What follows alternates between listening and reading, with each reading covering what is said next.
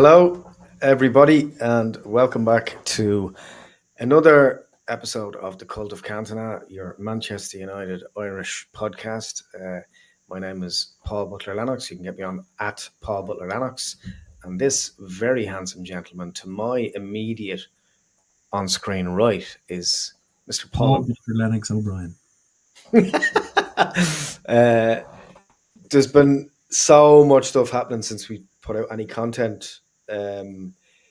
We just, like everybody else, deserve a little bit of a break. So we have kids and families and all of that type of lovely stuff. So we took a little break off in between, just before the FA Cup final, and all of the just merry-go-round fucking craziness of the last 5 or 6 weeks. But the good news is, hurrah! Most importantly, Erik Cantona is coming to town. You better not mess. You better not cry. I'm super excited about this because obviously this podcast is, kind of dedicated to his ethos. So we're super excited about this. He's coming to the Helix. Now, not till next February, mind you, but there's plenty of time to get tickets. But they're absolutely flying out the gap. And GM Entertainment, Gordon and that team there are really dedicated. They brought you the Andy Cole event recently, and they are also bringing Ole Solskjaer. I think that might be sold out, but Ole Gunnar Solskjaer to the Helix as well this autumn. But they're really good guys. They know what they're doing. They've different kind of price points, and it's really, you can meet your heroes. It's really exciting. So we're really looking forward to the event, and we hope it's going to be a fantastic one for. Father's Day is over, so I was going to say get it for your dad, but buy tickets for us to go to the event because we're kind of mentors in a way. Mr. O'Brien, Chief Miles O'Brien, how are you getting on? I'm good, and I'm thinking of the prospect of standing in the room with the man. Standing in the room with the man, being there in his presence, listening him talking absolute nonsense about fishing trawlers and whatnot, and I'd stay there for hours. Yeah, I like it's turned into this kind of, for me, this type Justin Lee Collins get the A team back together type thing for me, where Cantona has been in Ireland twice, and like there's like random sightings, so he's kind of like Bigfoot to me. So people are like texting me going, "I've heard he's in Talbot Street," and sending me pictures, and I'm like, "Oh, I'm in Wexford, and I can't get to him." So we're having this kind of like ships in the night, no pun intended, kind of relationship. So, I mean, I suppose the message of or the raison d'être of this podcast was to find at one point or another down the line interview him. So the prospect of maybe setting that up at some point in the near future is very exciting. So yeah, Eric Claus is coming to town. We're really excited, but it's not till February of next year. But amazing.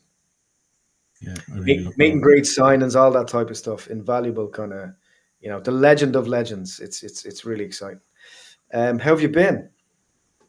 All is very well, and I am thrilled with the news that we were all waiting for. That Erik is staying. Erik Ten Hag is staying. It felt like a tentative couple of weeks waiting for the please let it be, please let it be. But he's here. He's staying. He's still our manager, and I'm delighted about that. So, hoping we have a good window. And obviously for a better season, but I still think he's the man. I see he did an interview on Dutch TV where he said, why would Man United want to downgrade with Thomas Tuchel? And I loved his reaction and answer to that. Like, he knows he's the guy. It was interesting what I was watching a bit of Talk Sport there the other day. They were talking about Ten Hag, and they were like, well, he's very confident. He carries himself with a great deal of confidence. And one of the lads said, have you ever met any Dutch people? That's what they do. So, of course, he's going to carry himself with a great deal of confidence. Inside, you'd have to wonder, based on the season that he had, there must have been some moments of incredible self-doubt and imposter syndrome there, because there would be for anybody. He's human. But I'm really excited. I just wonder how he felt about the doorstep challenge when Shane Ritchie or whoever is looking after that type of thing. Doorstepped in in Ibiza last week to go. Ta-da! You're not sacked. Um, I worry about anyone in situations like that. Like it's kind of like someone like what would you do if your girlfriend was chatting to other blokes when you were in the process of getting a mortgage?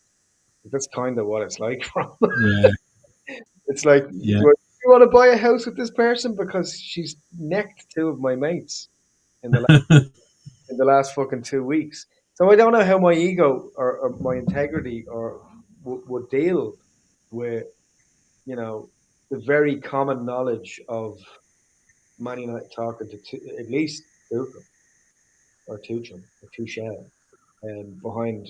Like how do you sit with all that? For me, that's a bit weird to begin with. So with them talking to Tuchel, um, the thing with Man United is so much of the stories and the news that we hear is speculative, but we really, really don't get an insight. And I know that Ineos at the moment, which is factually backed up by what they're saying, they have Nice listed for sale.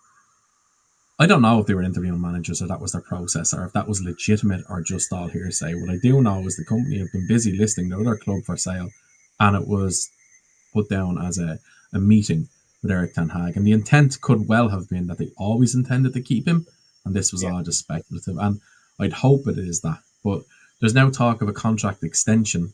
But again, this is coming from sources, not directly from Ineos or the club. And also, the Glazers still have a factor when it comes to the manager's contract, I believe. yeah.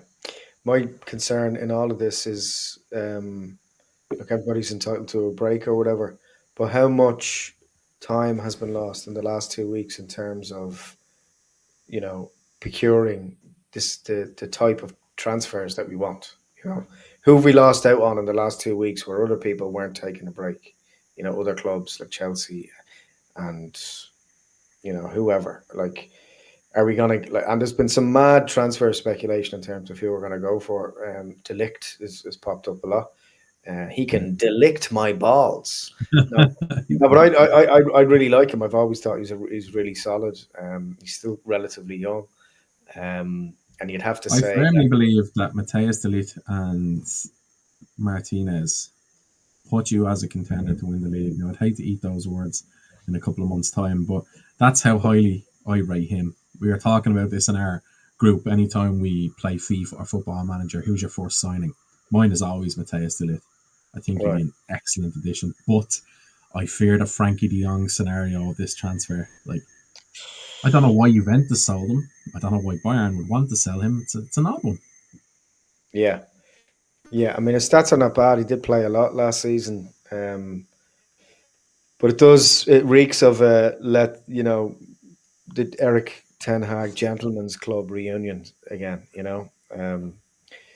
know the obvious transfers we don't seem to be going for again. I mean, obviously there's Elise, and I think that more or less will happen from what I'm hearing. It's only a matter of time. But there's a couple of others as well that don't like. We need to get to a point whether we're you know if we're clever enough to fucking own up to it or not. But if we don't get like world class cover in every position like Man City, we're not going to compete for the league next year. And the only Yeah, way that happens is, and there's a lot of nice things to say, about some players that are departing. Varane showed unequivocally in the FA Cup final about amazing. how really good he can be when he's fit. And what it Um, meant to him. yeah, but there was a lot of telling things as well about that FA Cup final, of signals that players are moving on, and I'm worried that some of them won't be replaced. So, as you know, I was at the Brighton match, the last game of the season, the away match, and I was obviously in the away end, and they're different fans, the Man United traveling fans, and I don't say that as someone who is one of those all the time. I say that from an observant perspective, objectively, um, and it clearly wasn't ignored that the Man United fans, however many thousand, 5, 6,000, or whatever it was, were clearly chanting to keep Erik Ten Hag in. They were singing the FA Cup Erik Ten Hag chant, and as was I, because I believe in him. I didn't want him to get sacked, and I'm happy about that. But one of the most telling things from that was um, the usual kind of let's go down and give the away fans a round of applause at the end of the season. It's a normal enough thing, or a lap of honour on the last game of the season if it's at home. All of the players, the staff, the kit man, the masseuse, whatever, the bus driver, they were all down, standing there for about 10 minutes, just clapping the fans. Rashford didn't do that. Go. Rashford took his shirt off and he was a bit huffy, and he didn't pass the halfway line to go back down towards the away fans, and he just walked off. So to me, that coupled with the fact that he was crying after we won the FA Cup final tells me, maybe even more significantly, that if if Talca Rovers come in for him, he's going to move. He just wants to go. Um, I would at this point, and I've said this about Marcus Rashford, the things he does outside of football makes him an outstanding human being, and I've nothing but respect for him. But in yeah, terms of his footballing attitude and his meaning to Manchester United, I would now be happy to see him go. He is the most frustrating player that I've ever had to deal with, because 2 years ago he was setting the Premier League on fire, scoring goals for fun. He just appears to have this nasty little attitude, and he's always got this victim mentality in the press. Oh, the fans booing me. They don't know how much the club means to me. Well, shut up. yeah. Like, I Show don't think us. he's that much different than Martial. And I think when they talk about the toxic dressing room, and I have no evidence based on this, but I said it time and time again, I feel that toxicity is with Marcus Rashford for some reason. I don't know how or why, but I do. I think he's a product of the Jesse Lingard, Paul Pogba era, Yeah, and it resonates through the changing room. yeah. My mom had an expression which I think is quite true. Show me your friends, and I'll tell you what you are. You know.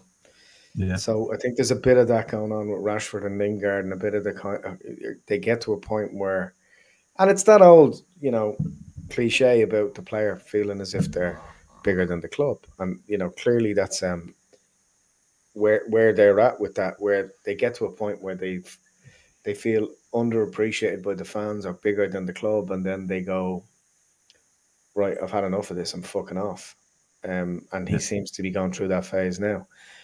And it's happened time and time again over the years. You look at Ince, Van Nistelrooy, Heinze, a lot of these type players, even Beckham, you know, um, to the point where they act out in a way, and it's really about the manager's man management skills to try and keep him to keep him on side. I wish Marcus Rashford well. I'd like to see him go to PSG and do really well and replace I think he had Mbappe. an amazing career at PSG if he went there. I think it'll bring out the footballer in him. But what do we do then in terms of that where Eze comes in? Is that Yeah, potential replacement? He is an attacking midfielder and winger, right? yeah, Or is that his position? Anytime I see him play, he looks like he's all over the park. And I thought he was a good player, but when he demolished us in that thrashing Crystal Palace gave us, I was like, oh, he is. He's another level. He needs a big team move. He's even though we were getting trashed, I was enjoying watching him play. right. Yeah, he was. He had so much more time on the ball, and he looked physically bigger than everyone. But Yeah, that's by virtue of his own confidence as well. He just seemed like he was he could play against the top teams in Europe, in the Europa League on Thursday nights next season. And really, um, make a good account of himself. Uh, there's a couple of things that we should talk about. First of all, I suppose, is kind of looking at some of the people that have moved on. I'm not necessarily concentrating on the negatives and kicking them up the arse, and as they go out the door. But looking at someone like Tony Marshall, Anthony Martial, um, it's ironic that his chant is 50 million down the drain. I feel, because despite his early promise, I think that he ultimately frustrated more than he satisfied playing for Man United, and he'd be better served somewhere else. And he was sitting on his contract towards the yeah, end. yeah. And he took some trophies at his time at Man United: 2 League Cups, 2 FA Cups, Europa Cup. Um, yeah, when he moved to Sevilla on loan and he didn't net a single goal, and then he returned to Manchester United training ground, boots under his arm, walking in all smiles and laughs. What's going on? Like, what's the plan for him now? What's he doing back here? Is he not dying in Sevilla or Valencia or wherever he went? Yes. So I hate that feeling was when Ten Hag first signed, and my hope for the season was whatever happens this summer, I really hope that the first game of the season is not Fred and McTominay lining up in the midfield. And Man United started their season with the TikTok video of Phil Jones sitting on a cart being driven around because he's injured in training with the Millionaire song, They See Me Rolling. I'm like, is this funny? Is this Man United trying to be funny? Because this is horrendous. yeah, And I then we don't think they realized how like on point that was for how we're perceived. You know. So now we're going to see my hero, Donny van der Beek. He's going to stroll in pre-season, boots and all, reporting for duty, but he's not wanted. And that's going to be the team we'll be seeing. There's Donny. Hey, Donny, what's he doing here? I don't know who's going to get moved on, but or the Greenwood situation. Are we going to get money for him? Is there anybody in for him? Yeah, it's I look. I think we've all morally made a decision on that, and yet it keeps getting floated. Even Rio Ferdinand was like had said um, on a podcast recently, or just some video clip or whatever. He was being interviewed or whatever, and he was asked. They went through the squad, and he came to Greenwood, and he was like, they need to put it out to the groups, and they need to put it. They need to put it out to the women's team and get it to a vote. And it's like, didn't they do that already? Yeah, it's been It's done. not about the fact that he was, not proven We guilty in all a heard the court of tapes. law. We all heard the tapes. Rio, are you not the father of a daughter? You know, the reality of that is he shouldn't play for Man United again because there's a prestige and there is a class allegedly supposed to be about our club that you would expect a captain of our club or former captain to understand, you know, or unless Rio's somebody who punched his wife in the back of the head once or twice, because I don't understand how how anyone can stand behind someone that hurts someone that's weaker than them on any level, physically. Yeah. So, or forced Yeah, himself. the moral decision there, and even amongst us in the group, I don't want to see the boy represent Man United. I know he's patched things up with that lass. I know they're married now, they have a child together, and Wonderful. fair play to them. That's great. But I heard the tape. Just move past that situation. Whoever wants him can have him. I hope we get decent money for him because that'd be nice. But another point of contention here: what's next for Jadon Sancho? Because Dortmund said they'd like to loan him again for another year. Dortmund can fuck right off. Here's another loan. You're going to bench him. You're not going to pay us for him. We need money. If he's going, get him gone. Yeah, I'd yeah, like, yeah. I don't know, like, Lads, do you mind if I borrow your 150 grand Lamborghini and I'll drive around for 2 years and give it back to you and lease it for 2 years? Fuck off, buy the car or move on. or further adding to that, here, do you want to buy this car off us? Yeah, I do. Can we have a loan of it for 2 years, even after you've paid for it? Put a bit of mileage on it. Yeah, it makes sense. Oh, will you pay for the diesel? Yeah, Lamborghini running on diesel. like my dad said about Jadon Sancho a couple of months ago when he moved initially and he started having a few good games. He was like, one swallow doesn't make a summer, and it's true. He didn't. He had a half season over there, and he didn't light up the Bundesliga. He was good, for 3 or 4 games. Again, his stats by someone like a kid his age who's supposed to be entering his prime. Although he looked good on the ball and he was skipping past people and he was aware, a billion people were watching him. It's amazing how that can kickstart you back into life. But I'm not convinced by him. I wasn't convinced about him, even in his first season, really. And I don't dislike him. As a player, when he's playing well, he's beautiful to watch. But fuck off and play computer games somewhere else. You know. Yeah, that's a player I was so excited about signing him. I thought, oh yeah, and then we got Ronaldo back in the same summer, and we had Edison Cavani, and Jesus, it was that squad in paper was looking great, but I have my feeling on Solskjaer. I feel like he could get Shamrock Rovers, or I think he could get Barcelona relegated in the Aircon League. Like, Yeah. I just think he's a woeful manager, and it speaks volumes. So he hasn't got a job or a job offer since leaving United. Every other manager has. Like Tuchel's managed again. all the managers that were around that time. But he was offered the Ireland, he Solskjaer's, was offered the Ireland job and he turned it down. In fairness, yeah, I was up for that as well, and I turned it down.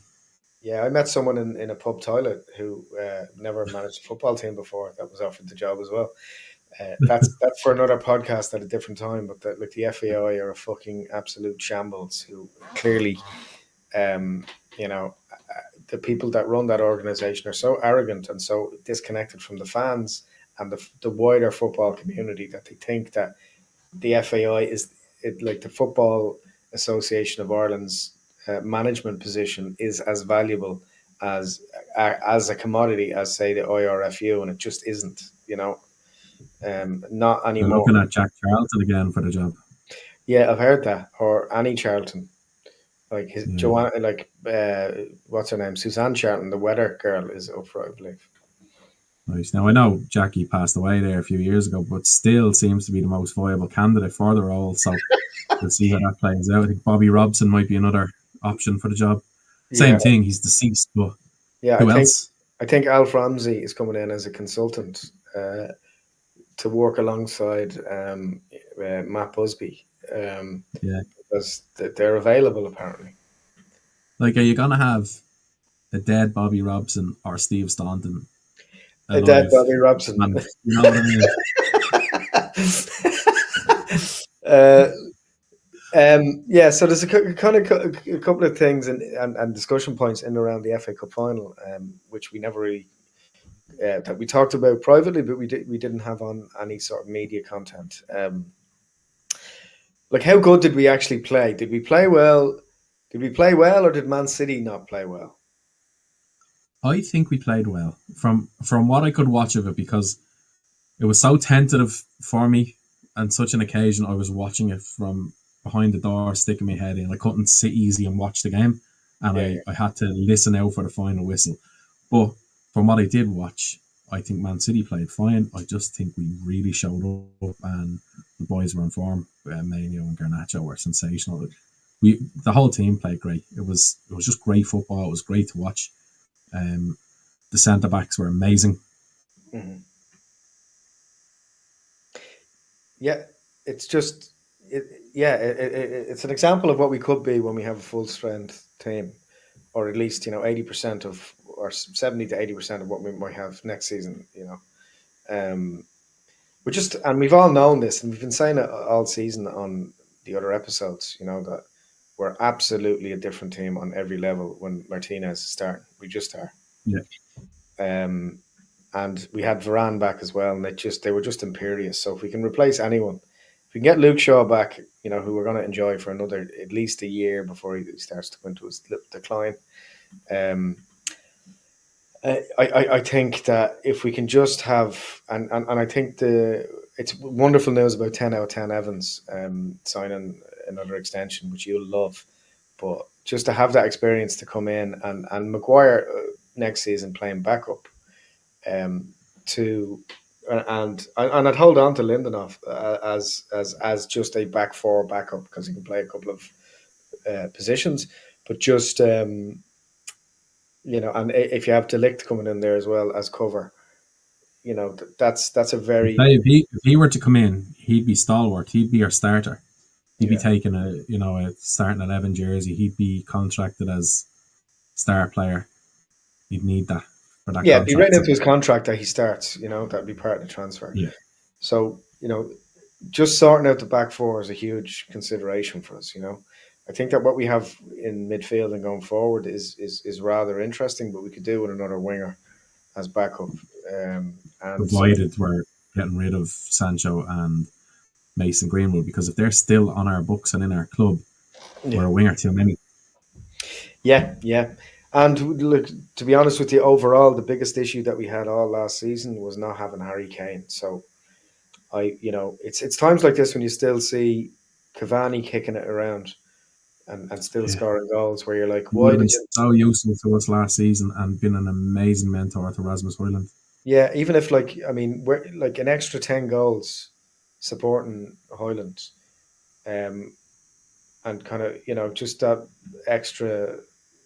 experience in there and just telling him to relax for example, if there was someone there to support him in that way when he was going through that drought, he may not have went through that drought, for a couple of Yeah, for those games.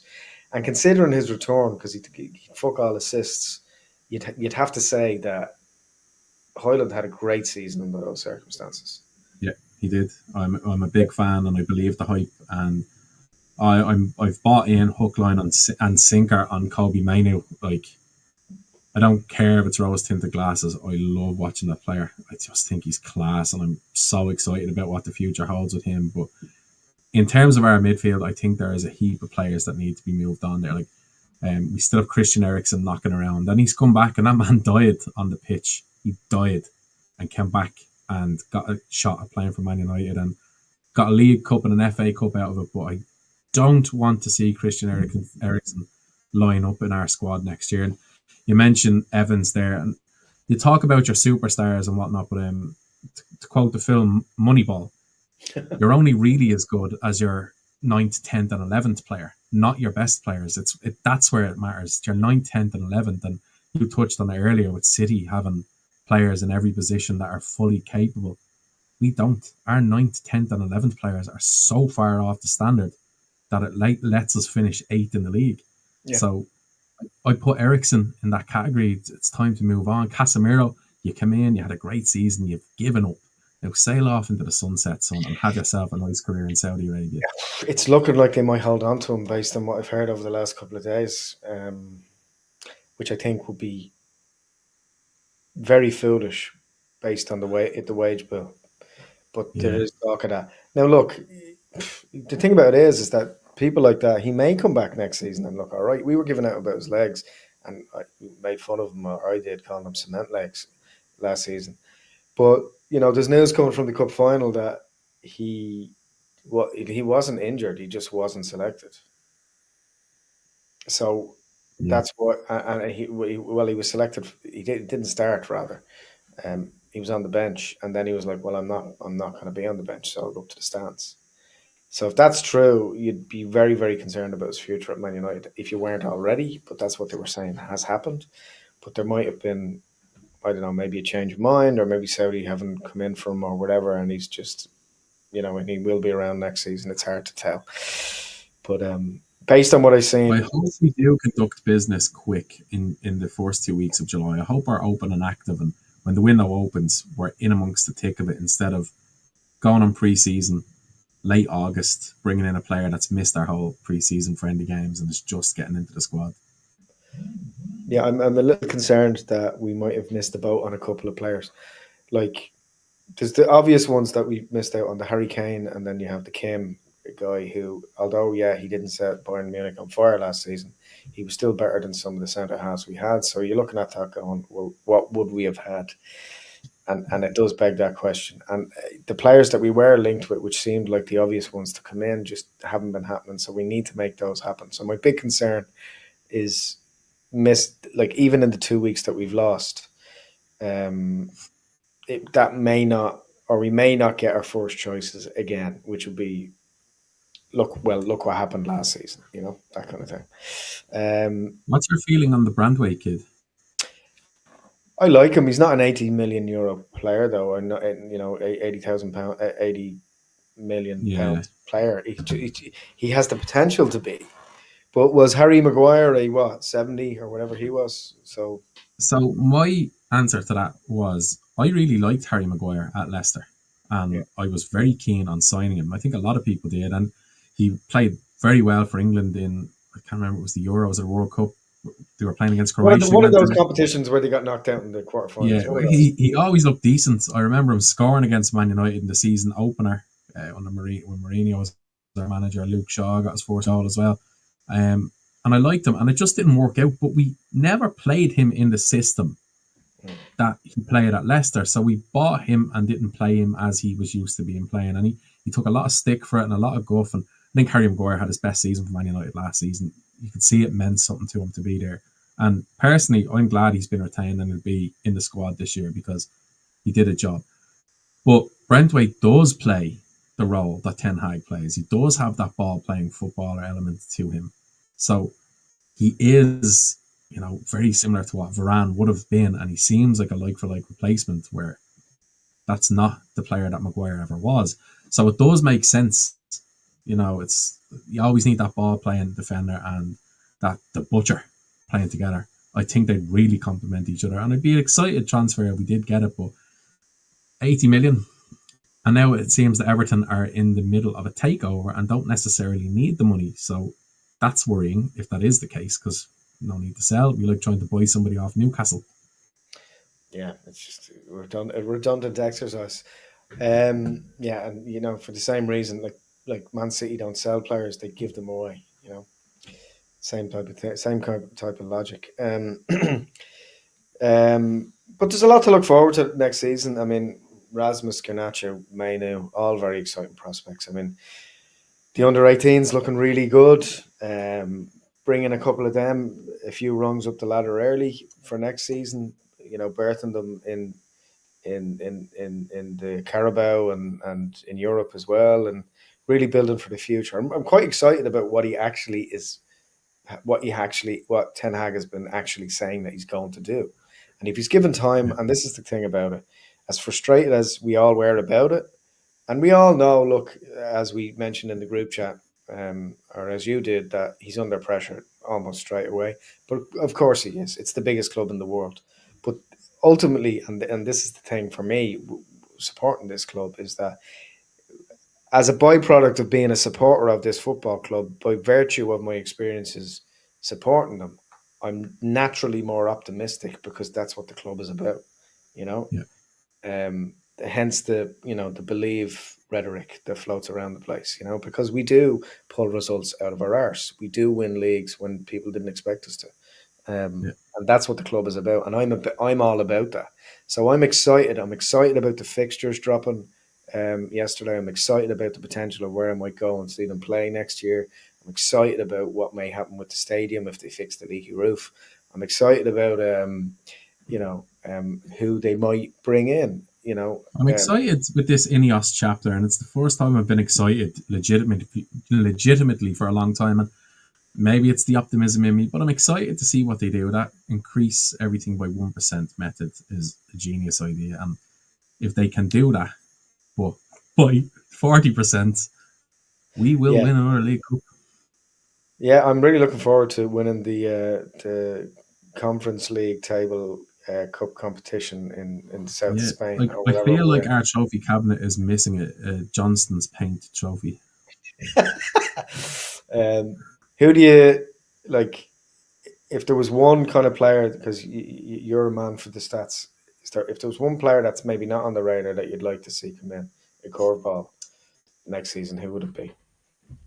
Probably a fairly obvious choice, not so much a curveball, but I think a realistic target would be Luca Netz, the left Okay. back. I think he's a ready-made accompaniment and replacement for Luke Shaw, and he also plays on the right. I would really like him. I know people are talking about Benjamin Sesko, and he Hmm. is a great player, but he's not the player for us. We have our version of that player. I would like, as you mentioned earlier, that Cavani type to come back. That stalwart, experienced striker that knows their place at the club and can come in and do a job. But if only Harry Kane were 3 years older and available on a free transfer, he would be absolutely ideal. But he's still doing his thing there at Bayern. Just that sort of player. I'm trying to think of what experienced players are now available potentially for free or for a Yeah, small transfer each when, year. when, when talking about the left back position, surprisingly, Luke Shaw was asked who he thinks is going to be the next breakout star at Man United, and he said the under 18s left back Harry Mas. Really? So I've seen a little bit of him.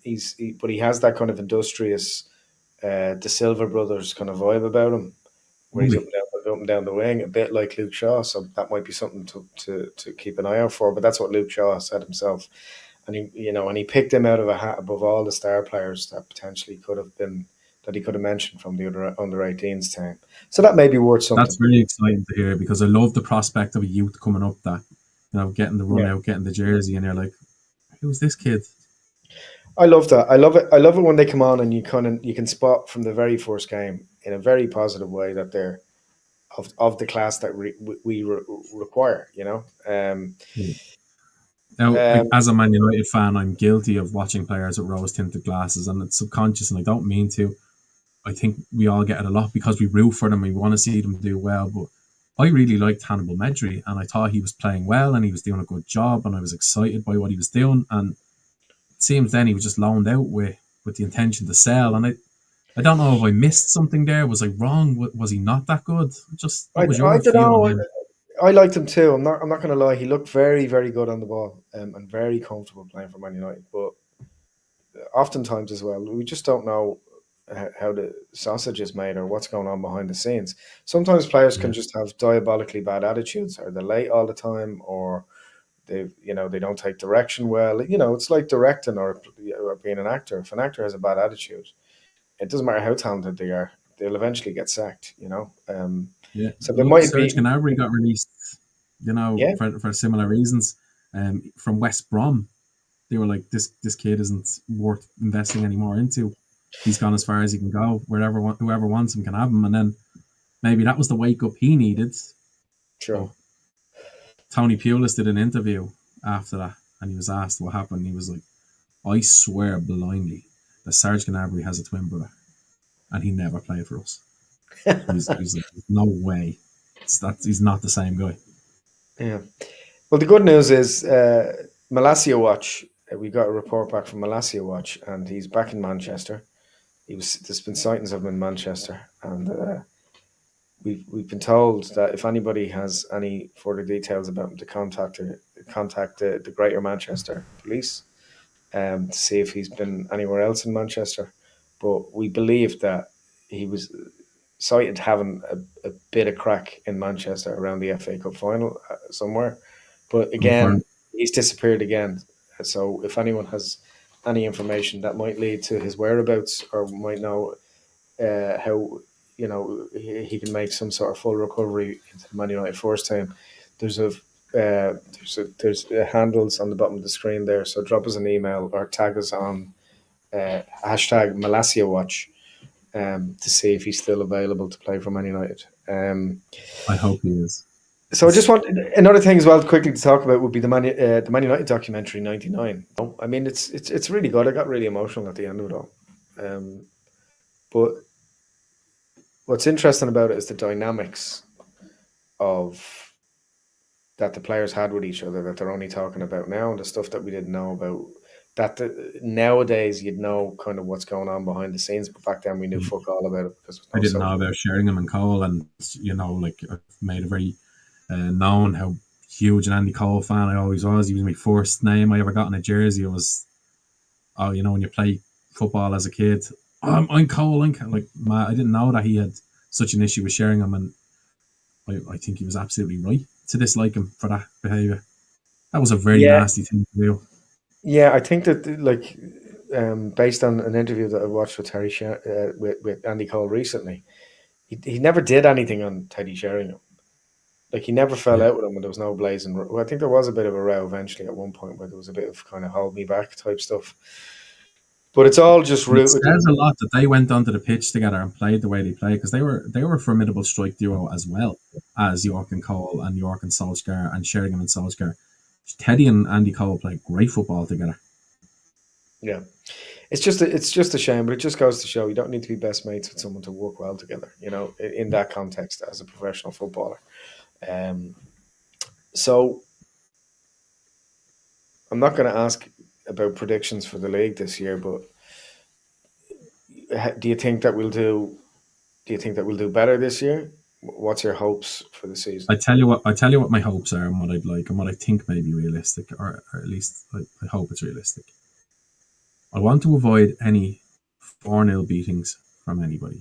From anybody. That goes from Liverpool to West Ham to Crystal Palace.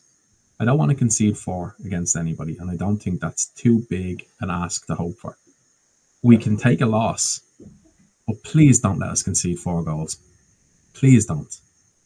I would like to scalp Liverpool once, just whatever which way, just take 3 points from Liverpool, at home or away, and not take a hammering from them. Um, I think we should be contending for Champions League football. But if we finish fifth, I I can get behind it because the league is going to be so competitive. If it is a thing we finished fifth and we're close to Champions League football, I Mhm. can live with it. But if we are miles off the pace, I don't know what I'll do. I don't know what I'll do. Just can't have that again. Yeah, it was a tough pill to swallow, and the FA Cup kind of, I think, plastered over, papered over the cracks rather. Um, but I'm optimistic, and I'm optimistic for a couple of different reasons. And you have to be objective and stand outside of it, and just look at what history has taught us from not making the right moral decision, and that would be that Arsenal stuck by Arteta, and look how much they've won. Yeah, they've Nothing. won. FA Cup. They've nearly won a fair amount of stuff.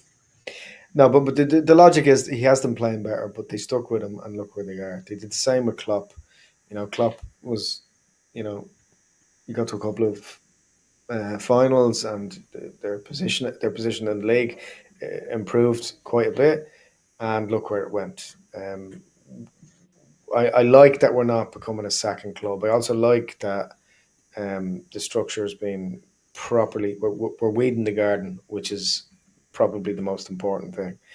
However, I think we can only go so far when we're under, majority ownership from people that we don't want to control our club.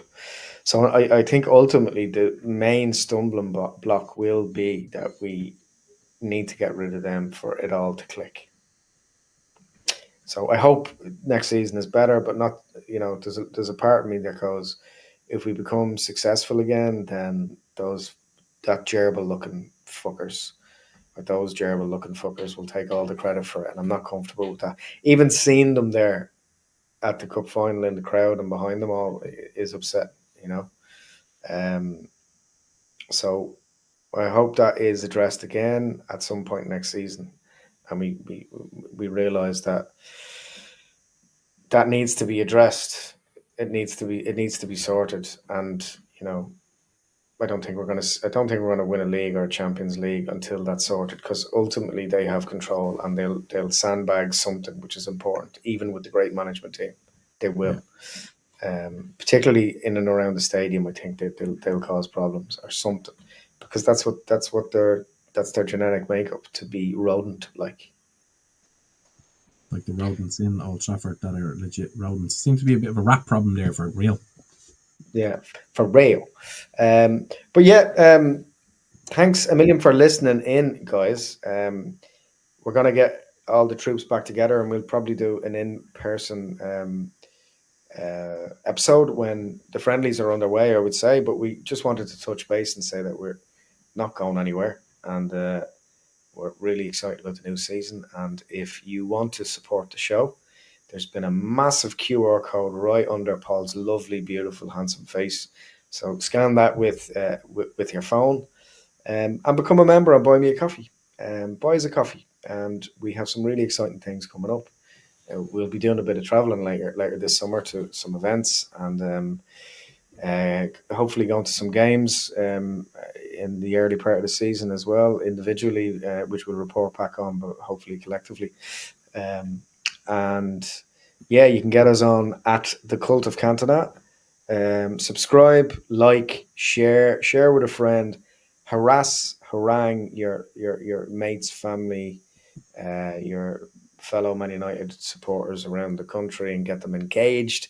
Hit the like button, and you'll find us on TikTok as well. And we really appreciate your support on all levels. So thanks a mil. Thank you very And much. thanks, Paul, for your time tonight. Very well done. Very good. Cheers, Wally. Right, all the best.